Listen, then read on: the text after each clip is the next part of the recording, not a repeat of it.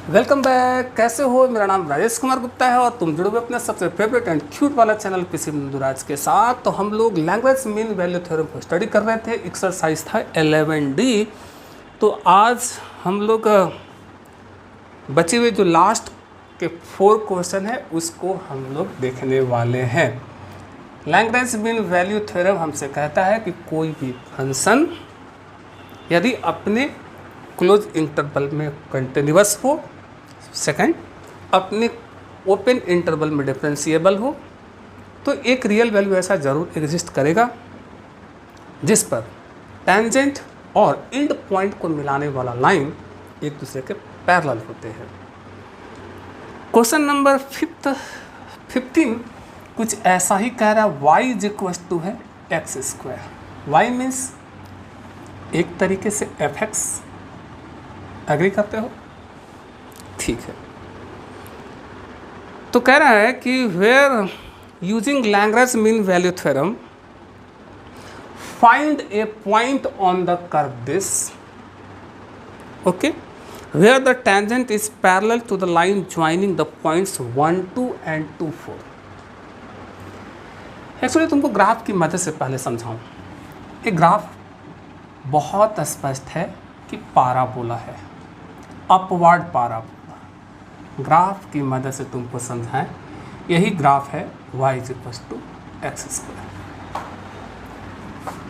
अब ये जो ग्राफ, ये जो फंक्शन की जानकारी है वो किस किस पॉइंट के बीच है? 1, 1 एंड 2, 4। सपोज करो कि यही हमारा पॉइंट ए है जिसका कोऑर्डिनेट है 1, 1 और एक पॉइंट और है। कौन है वो? पॉइंट है 2, 4। सपोज करो कि यही वो बी पॉइंट है 2, 4। यानी ग्राफ की जो जानकारी है इन्हीं 2 पॉइंट के बीच है, इसलिए बाकी पोर्शन को या तो हम मिटा दें या डॉट लाइन से दिखा देते। मिटा ही दे रहे हैं, लीजिए मिटा दिया। ठीक है। जो फंक्शन है पाराबोला, इसमें कोई डाउट नहीं, लेकिन जो ग्राफ की जानकारी है 1, 1 और 2, 4 के बीच में है। इसका मतलब अगर यहाँ से अगर परपेंडिकुलर ड्रॉ करें तो इस पॉइंट का कोऑर्डिनेट कितना हो जाएगा? 1, 0। क्लियर? अगर यहाँ से एक परपेंडिकुलर ड्रॉ करें, टेक्निकल बात को समझ लो, प्रॉब्लम बन जाएगा। तो इस पॉइंट का कोऑर्डिनेट कितना हो गया? 2, 0। इसका मतलब है कि जो फंक्शन है वो 1 से 2 के बीच डिफाइन है। कह लूँ कि जो फंक्शन है वो डिफाइन है 1 से 2 के बीच, इंक्लूडिंग 1 एंड 2। कहना सही होगा, 1 से 2 के बीच। यानी ए के रूप में हमारा यही है और बी के रूप में यही है। इसका मतलब है कि इस ओपन इंटरवल में इस बीच एक ऐसा पॉइंट जरूर होगा जिस पर टेंजेंट थोड़ा सा बिल्कुल स्ट्रेट जैसा दिख रहा है, थोड़ा पाराबोलिक दिखना चाहिए, मेरा फिगर बन जाए। ठीक है। इस बीच एक ऐसा पॉइंट जरूर होगा जिस पर टेंजेंट अपने एंड पॉइंट के कॉर्ड का पैरेलल होगा। यही एंड पॉइंट वाला एक कॉर्ड है। कॉर्ड हमसे कह रहा है कि आप उस पॉइंट को बताएं जिस पर टेंजेंट, ये मेरा टेंजेंट है, और कॉर्ड एक दूसरे के पैरेलल हो। हमने बोला कि माना कि ये वही पॉइंट है एक्स, लेट सी है। ठीक है, बहुत बढ़िया। हमें इस पॉइंट को बताना है, इस पॉइंट का कोऑर्डिनेट बताना है। हमने माना उस पॉइंट का एक्स कोऑर्डिनेट कितना है? सी है। अगर सी का वैल्यू निकल जाए, मतलब एक्स कोऑर्डिनेट निकल जाए, यहाँ पर एक्स का वैल्यू रखकर वाई कोऑर्डिनेट भी निकाल लेंगे, यानी पॉइंट पी क्लियर हो जाएगा। बहुत बढ़िया, बहुत स्पष्ट है। तुम देख रहे हो कि 1 से 2 के बीच ग्राफ एकदम स्मूथ दिख रहा है, कोई ब्रेकिंग पॉइंट नहीं है, कंटिन्यूअस है। 1 से 2 के बीच तुमको कहीं कॉर्नर भी नहीं दिख रहा है कि तुम यूनिट टेंजेंट नहीं ड्रॉ कर सकते हो। इसका मतलब डिफरेंशिएबल भी है। या तुम ऐसे भी सोचो कि ये फंक्शन जो है पॉलिनोमियल है, तो अपने क्लोज इंटरवल में कंटिन्यूअस रहा होगा, कंटिन्यूअस ऑन। 1 2। स्वाभाविक है कि यहाँ से fx कितना होगा 2x। x का वैल्यू 1 रखो या 2 रखो या इसके बीच का कोई भी वैल्यू रखो, देखो f डैश x तुमको कोई ना कोई रियल वैल्यू ही दे रहा है। इसका मतलब फंक्शन जो डिफरेंशिएबल है अपने ओपन इंटरवल में। वैसे भी तुम देखो स्मूथ कर्व है, कहीं कोई वर्टेक्स तुमको नहीं बन रहा है, कहीं कॉर्नर पॉइंट नहीं बन रहा है कि डिफरेंशिएबल ना हो सके। तो लिखते हैं कि since f dash x exist for all x in open interval this, so fx is differentiable on open interval. समझ में आ रहा? हर बात तो ऐसे ही लिख रहे हैं हम लोग। इसका मतलब है कि fx इज डिफरेंशिएबल है ऑन अपने ओपन इंटरवल में। ये बात अलग है कि 1 और 2 पर भी डिफरेंशिएबल है। अगर यहाँ x के जगह पर 1 रखोगे तो f डैश x जो है कितना मिल रहा है 1 मिल रहा है, अगर 2 रखोगे तो 4 मिल रहा है। इसका मतलब है कि डिफरेंशिएबल 1 2 पर भी है, लेकिन आपका जो डिमांड है उसको तो जरूर पूरा कर रहा है। 2 कंडीशन का पालन हुआ, इसका मतलब है कि एलएमबीटी थ्योरम एप्लीकेबल होगा। एप्लीकेबल है इसका मतलब है कि 1 से 2 के बीच एक रियल नंबर ऐसा जरूर एग्जिस्ट कर रहा होगा जिस पर टेंजेंट और कॉर्ड, एंड पॉइंट वाला कॉर्ड एक दूसरे के क्या रहे होंगे, पैरेलल होगा। एफ डैश सी कितना होगा? अरे यार 2c। चलो बहुत बढ़िया। एफ बी माइनस एफ है बी माइनस ए। F2 x का जगह 2 तो 2 का होल स्क्वायर 4। F1 x का जगह पर 1 तो 1 का होल स्क्वायर 1। 2 माइनस 1 1, यानी कितना है 3। अब जब Lagrange mean value theorem applicable है तो फ्रॉम एलएमबीटी कह सकते हैं कि f dash C must be equal to F B minus F A upon B minus A. F dash C ये है 2c। F2 दिस 3, यानी c बराबर में कितना आ रहा है 3/2, मतलब 1.5। और स्वाभाविक है जो 1.5 है इस ओपन इंटरवल का बीच का वैल्यू है। अरे भाई 3/2 मतलब 1.5 इस ओपन इंटरवल के बीच का वैल्यू है कि नहीं है? अब होना भी चाहिए था। बहुत बढ़िया, यानी ये एक्चुअली x का वैल्यू है, हमें तो पॉइंट चाहिए ना। क्लियर हो गया? इस पॉइंट का x कोऑर्डिनेट कितना है x। तो जब x कोऑर्डिनेट अगर रख देंगे 3/2 तो y कोऑर्डिनेट निकल जाएगा। तो हम पुट कर दें x इज इक्वल टू 3/2 तो y इज इक्वल टू कितना आ जा रहा है 3/2 का होल स्क्वायर मतलब 9/4। इसलिए रिक्वायर्ड पॉइंट क्या होगा? पहले लिखते हुए x कोऑर्डिनेट, बहुत बढ़िया। फिर इसके बाद लिखते हो y कोऑर्डिनेट, मतलब ये हो जाएगा 9/4। ये हमारा आंसर, यानी क्लियर इस पॉइंट का कोऑर्डिनेट हो गया 3/2 9/4। क्लियर? बहुत बढ़िया। तो आगे के 2-3 क्वेश्चन कुछ यही है। अब चलो एक आध क्वेश्चन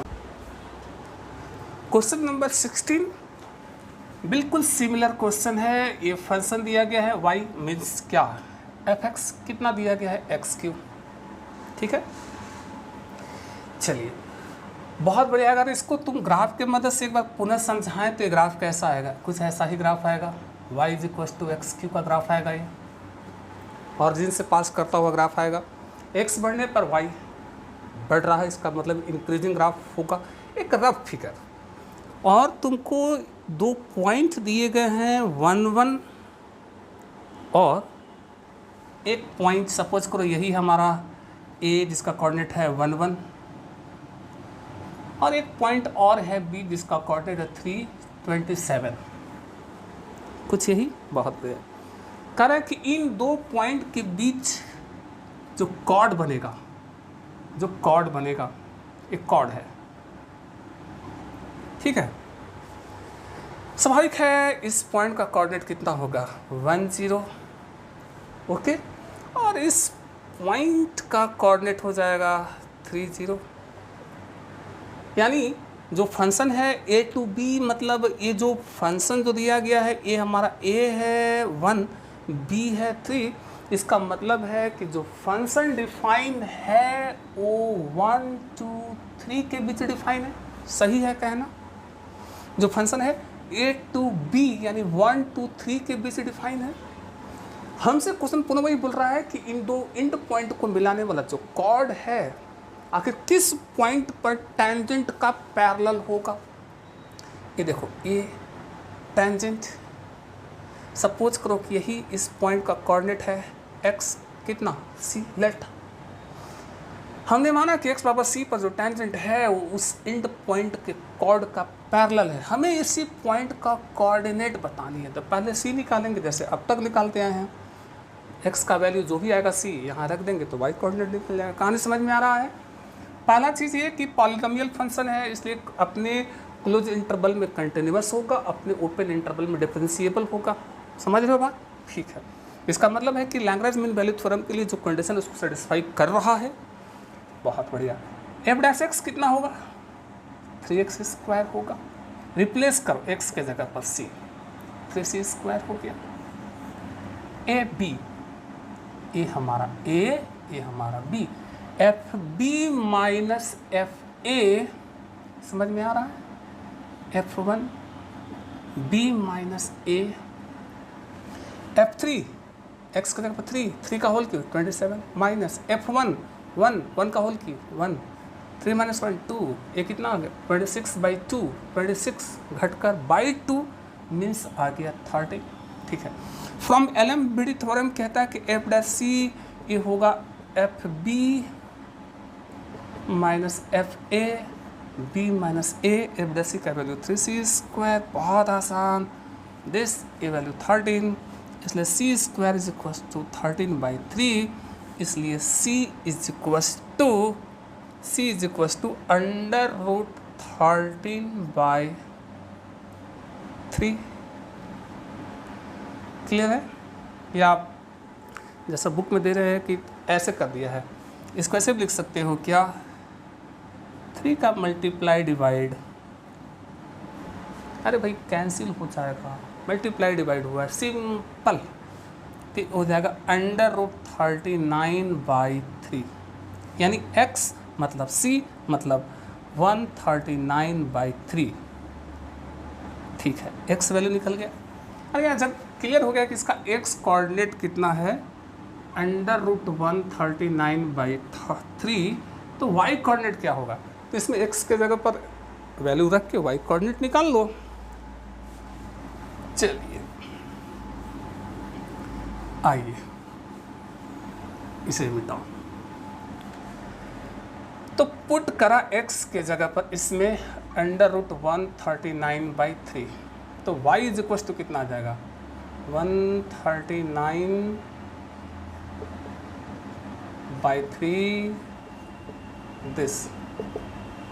क्लियर है? तो ये हो गया 139 मल्टीप्लाइड 139, ये हो गया कितना 27, 3 बार मल्टीप्लाई हो जाएगा। तो किस रूप में,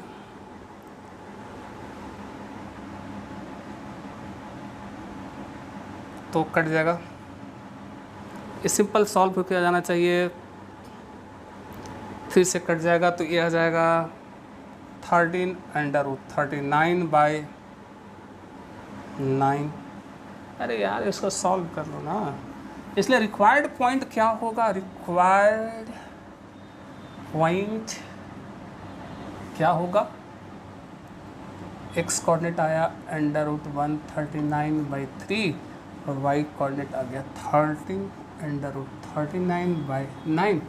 ये हम लोग का आंसर। क्लियर? चलिए, तो इसका अगला जो क्वेश्चन है बिल्कुल सिमिलर क्वेश्चन है, इसे आप ट्राई करोगे। वैसे क्वेश्चन नंबर 18 आज के लिए last question, fx is equal to दे रखा है 1 माइनस लॉग x। क्लियर है?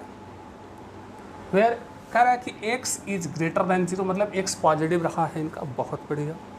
साथ में ये कह रहे हैं कि 0 is less than a less than